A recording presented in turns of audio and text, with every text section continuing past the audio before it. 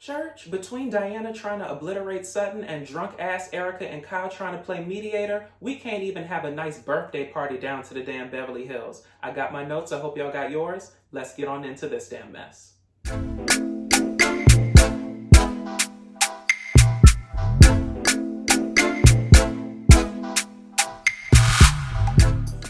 Y'all, so let's jump right on into the introduction of Sheree, who is Garcelle's friend. Now, baby, y'all gonna have to pray for me because I'm so used to saying Sheree in Atlanta, and now I gotta remember Sheree in Beverly Hills, okay? So pray for me. So Sheree used to be married to Will Smith, so that's her ex-husband. And Garcelle told us, or I guess she decided to tell us that she used to fool la la with that lady husband. Now, in my mind, I already started thinking, I was like, the only way that this can work is if it was before me, after me, and I did not even know of you, okay? So Garcelle said it was after the divorce, right? She still didn't know Sheree, and that's when they got together. So I ain't got no problem with that. Otherwise, Sheree might have had to cut you. People don't play that in terms of girl code, but if I didn't know you, then I think that it's perfectly fine. And clearly they've been friends for years, so all is well. Now, let's move on to just in terms of Sheree's contribution to the show. Now, y'all, 5 years ago, if you would have asked me if I thought it was a fun idea for, you know, Will Smith's ex-wife to be on the Real Housewives of Beverly Hills, I would have jumped at the idea. Today in 2022, the Pinkett Smiths are a little bit, not even a little bit, a lot of bit overexposed to me, and I'm kind of tired of them. I need them to go away for a little bit. So I don't really know what Sheree could bring to the show in terms of telling us something about Will and Jada that we don't know. And I'm not saying that she's being brought on the show in terms of a gimme gotcha format, right? In terms of divulging the inner workings of that marriage or her time with Will Smith. I don't think that's what she's there for at all. But truthfully and honestly, y'all, I would much rather want to know about Sheree as a person, as a businesswoman, and, you know, who she's dating and fool-la-la with over than, you know, learning about Will Smith and more about that damn marriage. Because the more we learn about Will and Jada, the more disappointed we end up being, okay? So, Sheree, focus on you, girl, and don't focus on the damn past. Now, on to Garcelle and how she feels on Birkins. So, was it me, y'all, or did the other ladies kind of phrase Garcelle and the Birkin conversation almost like, you know, she couldn't afford one or anything? I didn't like that. Drop down in the comments and let me know if you felt that too. But when they were showing it on screen, you know, Birkins range apparently from $8,500 to $2 million.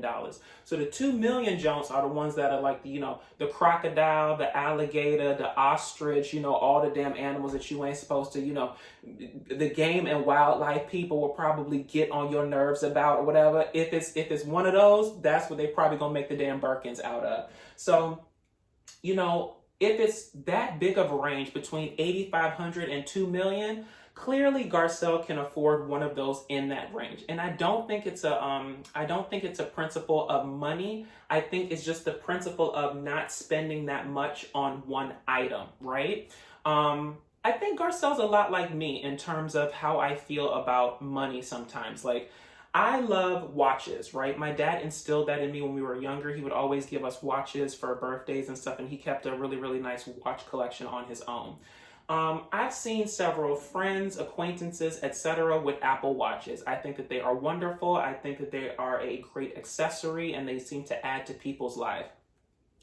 I love real watches, so I would never buy an Apple Watch for myself, but if someone gave it to me as a present, I would not be mad, right? And I think that's kind of how Garcelle feels about the Birkin bag, right? Yes, I can buy it myself, but if someone bought it for me, I wouldn't be mad because it's not something I would buy for myself normally, right? So good for you, Garcelle. Keep, you know, hustling in these damn streets. You know, I'm not saying you got to lay it low and spread it wide, but it seems like, you know, if you want it, child, you might have to date one of these damn rappers, because what's that damn man that used to be going with Saweetie? Head around there around Quavo house or whatever. Apparently he was giving away Birkins at that point. You might be able to get one of those, one of the ones he got left over or repossessed from Saweetie when he repossessed that damn Bentley. But that's another story for another day. Now, y'all, let's move on to Diana's text.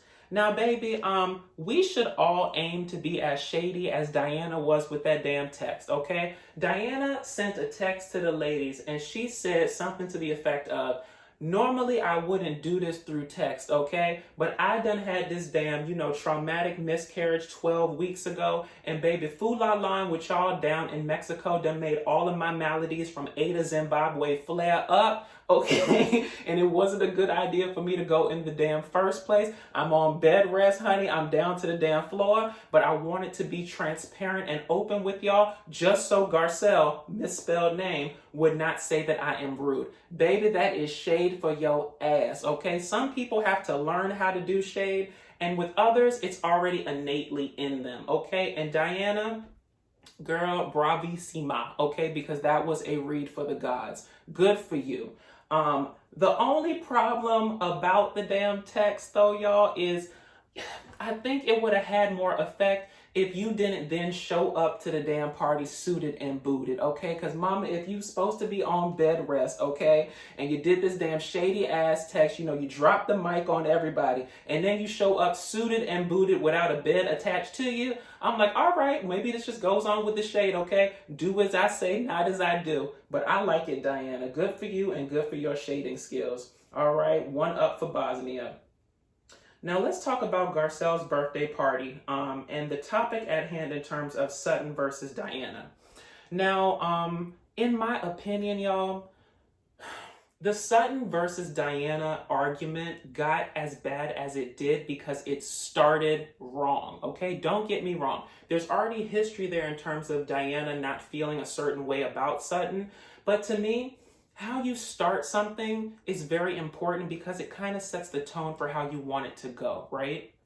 And so I'm not saying Sutton should have came over there super apologetic with her tail between her legs and trying to, take all the blame. But I'm just saying, if you pull me to the side, right, to have a conversation to get on a better, rapport with me, you have to kind of pick and choose how you start the conversation because that's going to dictate how I respond to you, right? And so when you start the conversation with, oh, well, if we're going to talk about contradictions, you said you was on bed rest and now you're here suited and booted, y'all. It does not put the person in a good energy level. And at that point, you kind of get what you give. And that's what Diana gave you. Now, in terms of the basis, y'all, because I always say, accidents, things that happen, arguments between people, it's a series of events that leads up to that moment. It's never the moment itself. When you're fussing and fighting and arguing with somebody, it's the culmination of some things happening, right? So there were three main things that, serves as the basis of why Diana feels the way she does against Sutton. Number one, every time that she has seen you or interacted with you, you are either fussing and fighting with somebody or, you contradicting yourself. Number two, you yelled at that lady down to that table and she didn't appreciate it. And then number three, you tried to hijack that lady trauma on the damn boat when she was telling you about her brother that died in the war. As I said in the last video, y'all, I don't have death in my background to pull from to use to connect with people. So, far be it from me to tell Sutton how to use that to connect with people and create some commonality. But I just feel like sometimes you have to have a bit more tact in terms of what different friends require. And I know it's a new relationship, so it's hard to gauge. But sometimes people just want to say what's on their mind without you trying to hijack the moment and direct it back to you, right? So listen, that's probably something that she would have learned in time with Diana if that was just the first incident that happened between the two of them. But because it was kind of like the straw that broke the camel's back, you get what you got, all right? Now, in terms of Garcelle versus Diana, y'all, truthfully, I don't believe that the issue between Diana and Garcelle is that deep. Honestly and truthfully, I think Garcelle is collateral damage in the situation because she is in such, close friendship with Sutton. That's her girl. You kind of end up in that collateral damage section, right? Like you can get it because she's already getting it. So I really don't think the issue is that deep. And if we take a step back, the only real issue between the two of them is that, Garcelle called her rude when Dorit was asking the question about the book. So like I said, I don't think it's that deep, but because she's already mad at Sutton, proximity breeds contempt, and you can get it too. Now, in terms of Sutton and Diana, y'all, like I said before, how you start the argument is how you want it to go, or how you start the interaction is how you want it to go.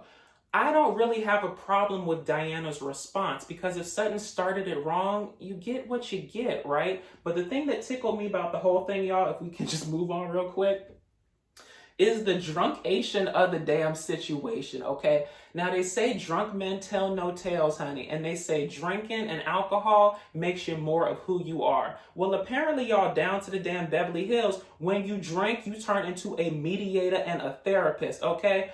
I cannot deal with drunk ass Erica over there trying to remedy the issue between Garcelle and Denise, in terms of Denise not showing up to the party, calling her a punk ass and saying, you know, this girl done effed you 3 times or whatever, and you shouldn't let nobody walk all over you like that while she's slurring and asking for margaritas at the same time. It's too much, okay? And then on the other side of the damn party, you got drunk ass Kyle, who can't even say 5 words together without slurring it, okay? Trying to remedy the fight between Sutton and Diana.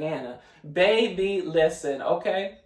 The thing about being a mediator, Kyle, and this even works when you're sober, you know, even more so when you're sober. A mediator is someone that's supposed to be objective and is supposed to see both sides of the story. How come every time Diana said something, you ain't had boo to say to that lady, but the minute Sutton opened her mouth and say anything, you can't say that, you can't call that over her? Like, it don't make no damn sense, okay, Kyle? Like, the entire time it was going on, I was like, somebody please page Maurizio, okay? Because you need to take your drunk ass wife back to that damn dance floor so she can do splits and open up her coochie and lay it low and spread it wide for everybody on that damn dance floor, okay? She don't need to be mediating fights, okay? She needs to be drinking some water and some crudité down to that damn appetizer table, okay? Somebody call Maurizio.